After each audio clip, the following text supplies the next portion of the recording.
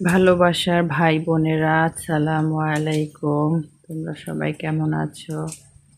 তো আজকে শুরু করলাম ভিডিওটা বৃষ্টি থেকে। তো ভোর থেকে বৃষ্টি হচ্ছে, তো বৃষ্টি দিয়ে তোমাদের শুভেচ্ছা জানালাম। তো এই তো দেখতে পাচ্ছ বৃষ্টি হচ্ছে, আকাশে মেঘ।